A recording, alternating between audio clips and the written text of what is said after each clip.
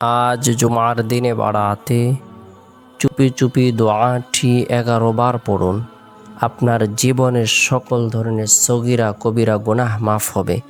গত জুমায় 11 জন ফল পেয়েছে, আপনিও ফল পাবেন ইনশাআল্লাহ।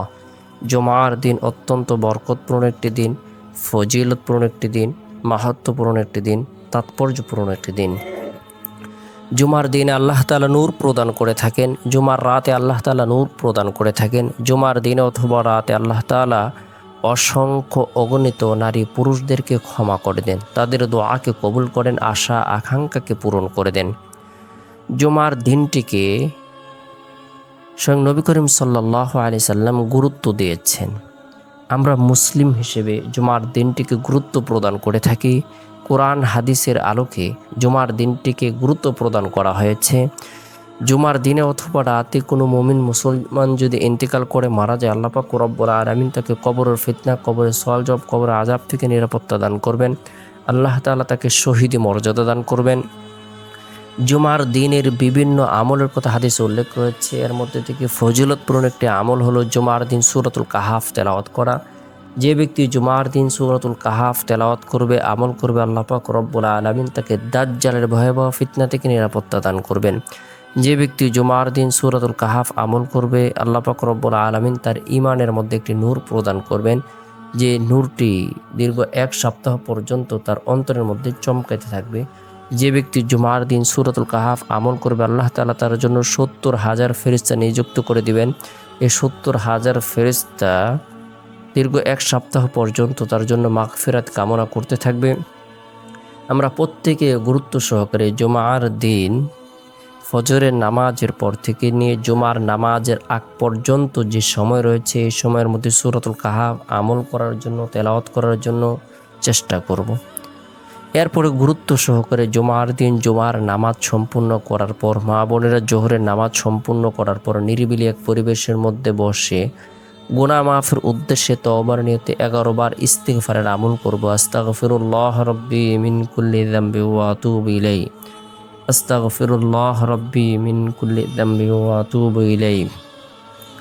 এরপরে গুরুত্ব সহকারে কোরআনে বর্ণিত বরকতপূর্ণ দোয়াটি চুপি চুপি 11 বার আমল করব। রব্বানা যালামনা আনফুসানা ওয়া ইল্লাম তাগফির লানা ওয়া তারহামনা লানাকুনান্না মিনাল খাসিরিন। রব্বানা যালামনা আনফুসানা ওয়া ইল্লাম তাগফির লানা ওয়া তারহামনা লানাকুনান্না মিনাল খাসিরিন।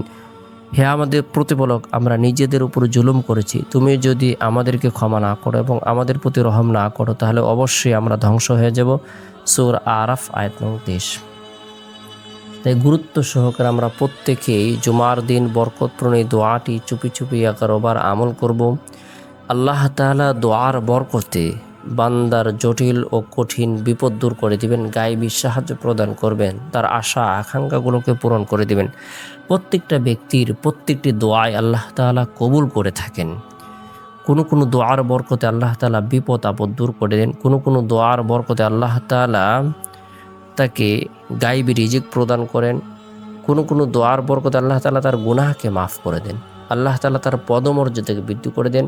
কোনো কোনো দোয়ার বরকতে আল্লাহ তাআলা তাকে আখিরাতে বিশেষ কল্যাণ প্রদান করবেন, নিয়ামত প্রদান করবেন। তাই প্রত্যেকটি দোয়ায় আল্লাহ তাআলা কবুল করেন। আমরা প্রত্যেকে বেশি বেশি করে দোয়া করব।